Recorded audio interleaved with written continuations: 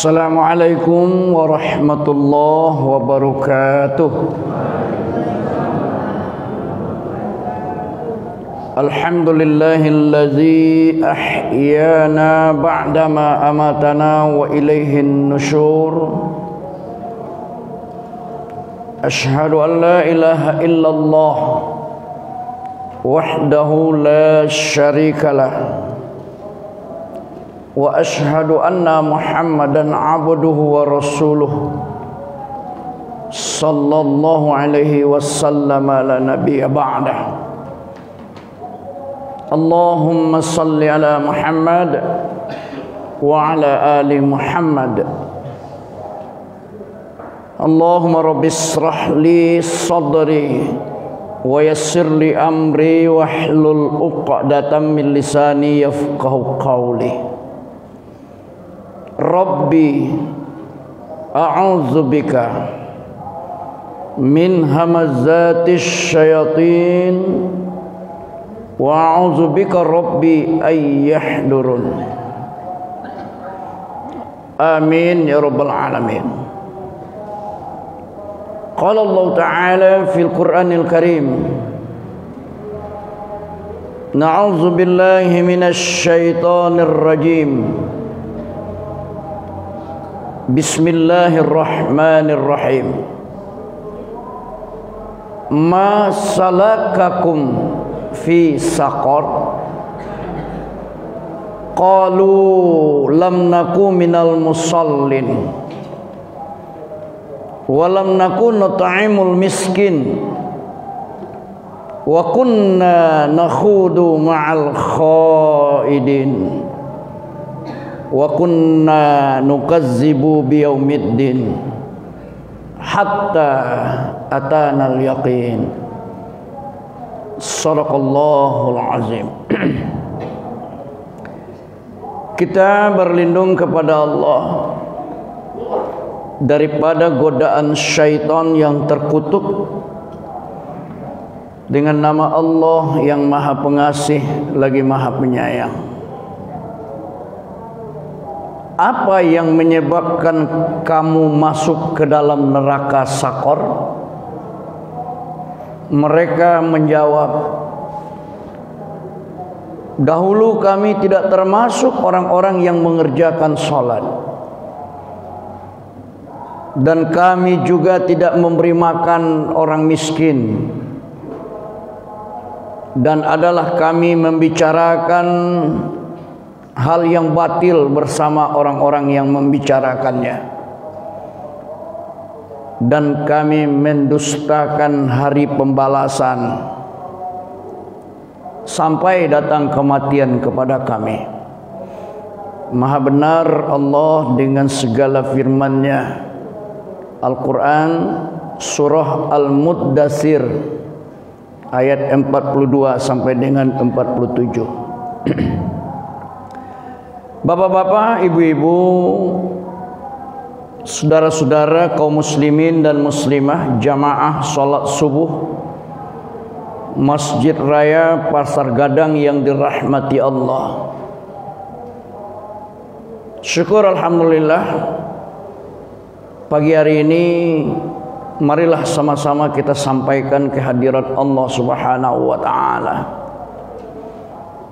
Karena pagi hari ini Allah masih memberikan kesempatan hidup kepada kita setelah kita dimatikan tadi malam pada saat kita tidur. Alhamdulillah, pagi hari ini Allah masih memberikan kesempatan kepada kita sehingga kita masih dapat melanjutkan puasa wajib Ramadan kita hari ini. Dan alhamdulillah telah pula kita selesaikan salat subuh secara berjamaah. Mudah-mudahan salat yang dikerjakan tadi diterima Allah dan dibalas dengan pahala yang berlipat ganda. Amin ya rabbal alamin. Salawat salam buat junjungan kita Nabi besar Muhammad sallallahu alaihi wasallam. Allahumma salli ala Muhammad wa ala ali Muhammad. Bapak-bapak, ibu-ibu, kajian subuh kita pagi hari ini, yaitu tentang penyebab seseorang masuk ke dalam neraka sakor.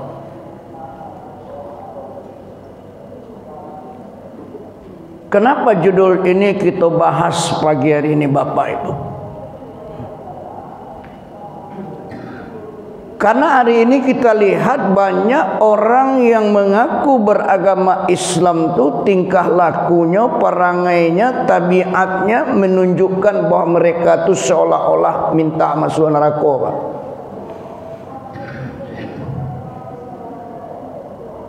Banyak orang mengaku beragama Islam tapi tidak menjalankan syariat Islam. Tidak bertingkah laku menurut ajaran Islam. Dia mengaku Islam tapi tidak sholat. Dia mengaku Islam tapi tidak puasa, seenaknya merokok siang hari di bulan Ramadan. Dia mengaku Islam tapi cara berpakaiannya tidak sesuai dengan Islam. Padahal Allah itu tidak menginginkan kita kok masuk neraka depan. Apa buktinya? Surat At-Tahrim ayat 6. Ya ayyuhallazina amanu qu anfusakum wa ahlikum nara wa quduhan nas wal hijarah 'alaiha malaikatun ghilazun shidadun la ya'sunallaha ma amarahum wa yaf'aluna ma yu'marun. Hai orang-orang yang beriman, peliharalah dirimu dan keluargamu dari ganasnya api neraka yang bahan bakarnya adalah manusia dan batu. Penjaganya adalah malaikat-malaikat yang keras lagi kasar, yang tidak mendurhakai Allah terhadap apa yang diperintahkan dan selalu mengerjakan apa yang diperintahkan kepada mereka. Nah, ayat itu cukup sebagai bukti bahwa Allah itu tidak berkeinginan untuk kita masuk neraka. Lalu ada yang bertanya, kalau memang Allah itu tidak ingin Ustaz awak masuk neraka, kenapa Allah ciptakan neraka? Ada 7 macam neraka yang sudah diciptakan Allah, Pak. Disediakan untuk orang-orang yang durhaka kepadanya. Yang pertama neraka Sa'ir, kemudian neraka Lazo, neraka Sakor, neraka Jahim, neraka Jahanam, neraka Hutamah, dan neraka Hawiyah. Kalau memang Allah itu tidak menginginkan awak masuk neraka, lalu kenapa Allah ciptakan neraka? Nah, Allah itu kan maha adil. Dia yang ingin masuk surga disediakan tempatnya oleh Allah di surga. Tapi ada orang tidak ingin masuk surganya, ingin juga masuk neraka. Akulah tempatnya. Salah satunya neraka Sakor. Di dalam surat Al-Mudaththir dimuat Allah percakapan atau tanya jawab antara orang-orang bekas diazab di neraka Sakor dengan orang-orang surga. Berarti peristiwa golun terjadi, Pak Bu. Apa yang disebut Allah dalam surat Al-Mudaththir ini belum terjadi peristiwanya, Pak. Inilah hebatnya Al-Quran. Al-Quran satu-satunya kitab suci yang menceritakan peristiwa-peristiwa kejadian-kejadian masa lalu. Al-Quran juga menceritakan peristiwa yang sedang terjadi. Dan Al-Quran menceritakan peristiwa-peristiwa yang belum terjadi. Tidak ada kitab suci yang sehebat Al-Quran. Nah, ini contohnya surat Al-Mudaththir. Nanti ada sekelompok manusia yang diponis Allah, diputuskan Allah masuk ke dalam neraka Sakor. Kemudian mereka menjalani azabnya, mereka dibakar, lah selesainya masuk surga dia. Ketika mereka dimasukkan ke surga itu, orang-orang surga bertanya, ma salakakum fi sakor? Wahai saudara kami, apa yang menyebabkan kalian itu masuk ke dalam neraka Sakor? Kenapa kalian dibakar Allah di dalam neraka Sakor? Kok sampai masuk kalian ke dalam neraka Sakor? Qalu, mereka semua menjawab. Jadi qalu jamak daripada kata qala. Kalau qala dia menjawab, dia berkata. Kalau qalu banyak. Qalu, mereka semua menjawab. Lam naku minal musallin, makanya kami masuk ke dalam neraka sakor. Kami dahulu ketika hidup di dunia tidak termasuk orang-orang yang mengerjakan sholat. Kami orang-orang yang sering meninggalkan sholat, kami melalaikan sholat, kami meremehkan sholat. Hatta atana yakin, sampai datang kematian kepada kami. Kami tidak pernah bertaubat, kami tidak pernah berubah. Kini banyak tingkah laku manusia yang senantiasa menganggap remeh solat, meninggalkan solat, menyia-nyiakan solat, malah bangga tidak solat. Dalam satu rumah seorang ayah bangga tidak solat, anak disuruh solat, istri disuruh solat. Ketika berkumandang azan maghrib, anak istri sedang nonton TV, ayahnya marah. Tidak terang kalian azan tuh. Solat-solat, kau nang gaek satu lo menonton TV, dah sembayang ya dah. Istrinya komplain, Pak kok kami saya udah suruh solat, udah ndak solat. Ambo jangan dulu solat, cukuplah ambo seorang siang ndak solat di rumah aku. Kalian harus solat. Kan tidak masuk seperti itu, Pak. Bangga ndak solat, menyuruh anak solat, menyuruh keluarga solat, jawa solat. Seperti orang memandian kudo, Bapak Ibu. Kalau mandian kudo jawa masuk air, jawa basah. Ndak bisa kudo disuruh mandi seorang, Pak. Menyuruh anak solat, jawa satu solat kapan perlu. Ayah itu jadi imam. Ar-rijalu qawwamuna 'alan nisa. Laki-laki itu pemimpin bagi kaum perempuan. Inilah realita yang kita hadapi hari ini. Ada umat Islam tu solat sekali seminggu, tiap-tiap Jumaat.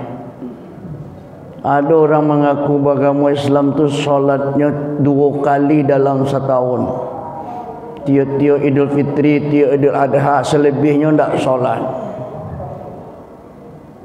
Ada orang Islam tu Bapak Ibu solatnya sebulan dalam setahun. Tiap-tiap bulan Ramadan tibanya solat. Lepas hilang Ramadan, dia tak solat dia dah. Menurut ambo alhamdulillah masih lagi solat, Pak. Ada yang lebih parah dan lebih menyedihkan. Ada orang Islam tu salamu hidup tak solat, lah mati baru dibawa ke masjid untuk disolatkan. Itu pun keluarganya ngotot, istrinya ngotot, suami yang boko bapasan kalau nya meninggal solatkan di masjid ko, karenanya satu goro dulu. Satu goro ini banggaan, Pak.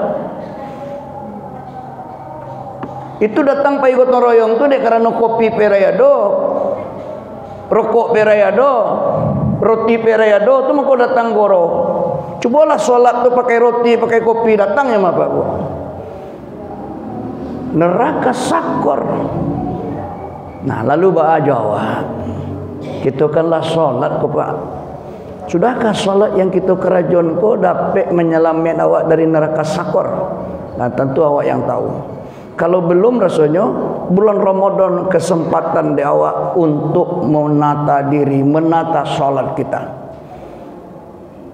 Sebab kecek Nabi, awwalu ma yuhasabu bil 'abdu yaumal qiyamati shalah. Fa in salahat salahat sa'iru amalihi, fa in fasadat fasada sa'iru amalihi. Amalan seorang hamba yang pertama kali dihisab oleh Allah pada hari kiamat adalah salat. Jika salat seseorang itu baik, diterimalah seluruh amalan-amalannya, dianggap baik seluruh amalan-amalannya.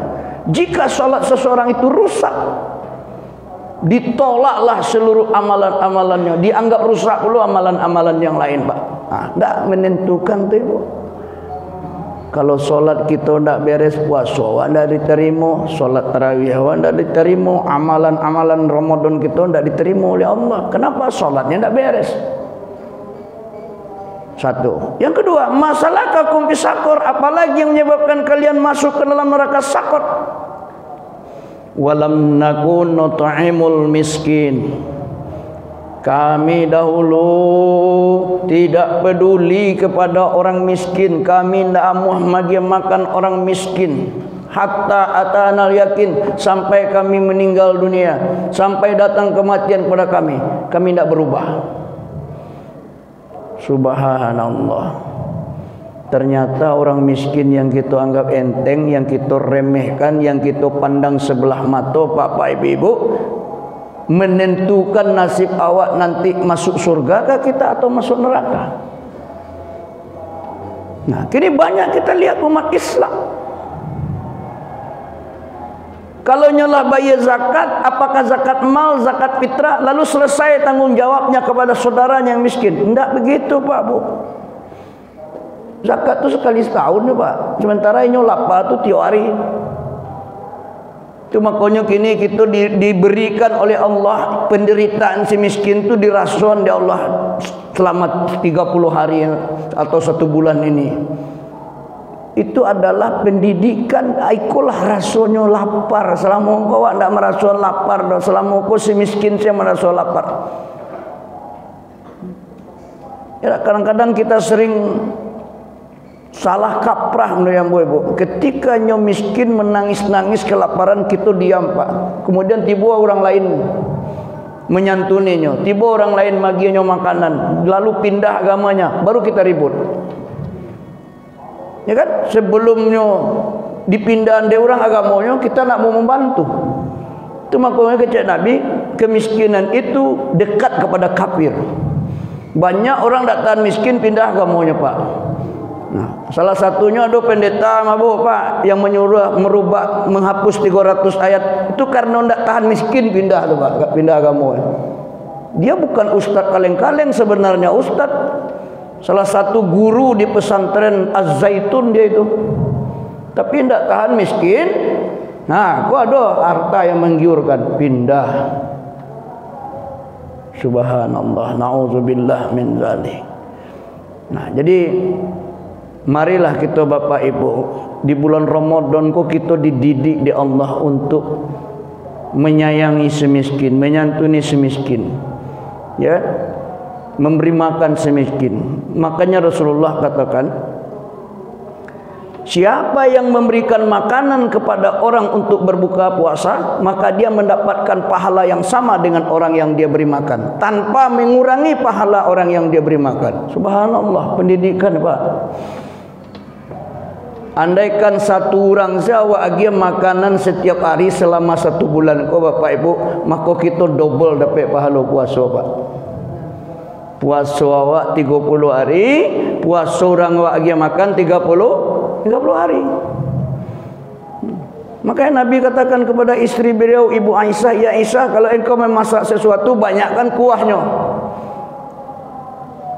Jangan sampai tetanggamu mendapat bau saja. Kalau tidak bisa, magia isinya minimal kuahnya dia. Aku tidak. Kita menikmati makanan-makanan yang enak, tetangga kita hanya dapat bau kuah, saya tidak dapat. Atau sampili anamu itu, Babu. Nah, malah sampili kari yang tu sampili basah, temannya kuah mah. Inilah realita, Pak. Tanpa kita sadari, sikap kita seperti itu menjerumuskan kita ke dalam neraka sakor. Yang ketiga, masalah kakum fi sakor. Wa kunna nakhudu ma'al khaidin. Kami dahulu ketika di dunia sering membicarakan hal-hal yang batil bersama orang-orang yang membicarakan. Hal yang batil artinya hal-hal yang buruk, hal-hal yang dilarang oleh Allah untuk dibicarakan. Salah satu contoh yang batil itu membicarakan aib orang lain, menggunjingkan orang, membicarakan aib sendiri. Ada orang kini membicarakan aib sendiri. Ada. Membicarakan aib di dalam rumah tangga. Ibu-ibu baca kak jolaki buat status di Facebook. Itu membicarakan aib sendiri, Pak. Batil. Bercakap je suami, sedunia orang tahu membaca status kita di Facebook. Apa-apa bantu itu lo bercakap je bini buat status di Facebook, ya kan? Atau bercerita kepada orang lain, rahasia rumah tangga awak diceritakan ke orang. Itu namanya aib awak diceritakan. Batil. Ya, curhat ke teman lama lo, alah baju. Pai acara reunian. Reuni kau bayo Pak Bu. Hati kalau ndak hati-hati berbahaya. Nah, awak sedang punya masalah jo laki. Nah laki-laki sedang punya masalah jo bini. Waktu sekelas dulu pernah cinta-cinta monyet. Nah, berserobok di acara reunian saling cerita, ambo kini ndak lama bahagia ambo do jelaki ambo gitu. Oh, samu ambo bini ambo bantu itu lo. Curhat-curhat akhirnya chatting-chattingan. Nah, terjadilah CLBB, ndak CLBK lo, CLBB. Tu CLBB, cinta lama baulang balik. Akhirnya nang kecek laki-laki kalau begitu minta saya lah carai lain. Ambo mau cari lo bini ambo. Inilah. Akhirnya bajadi. Setelah bajadi, laki-laki ko buayo kompong sudah dapat awak denya cari lo padusi lain. Ndak selesai masalah, menambah masalah baru. Kenapa? Karena tidak sabar. Ndak perlu curhat-curhat. Istri adalah pakaian bagi suaminya, suami adalah pakaian bagi istrinya. Kalau menceritakan rahasia rumah tangga kita kepada orang lain, itu artinya awak saling membuka pakaian di muka orang ramai. Anda malu tuh. Nah, itulah kira-kira Bapak Ibu. Yang terakhir, wa kunna nukazzibu biyaumiddin. Makanya kami masuk ke dalam neraka sakor. Kami dahulu tidak percaya adanya hari pembalasan. Kami tidak percaya apa yang kami kerjakan mendapatkan balasan dari Allah. Kami tidak percaya kepada hari kiamat. Hatta atana yakin, sampai datang kematian kepada kami. Kami tidak pernah bertaubat. Bapak Ibu yang saya muliakan, ikulah ceramah subuh kita pagi hari ini. Sebagai kesimpulan, ada 4 penyebab seseorang itu masuk ke dalam neraka sakor. Pertama, karena tidak sholat. Yang kedua, karena tidak peduli kepada orang miskin, tidak mau memberi makan orang miskin. Yang ketiga, karena sering menceritakan hal-hal yang dilarang oleh Allah untuk diceritakan. Yang keempat, tidak percaya kepada hari kiamat atau hari pembalasan. Mudah-mudahan bermanfaat. Assalamualaikum warahmatullahi wabarakatuh.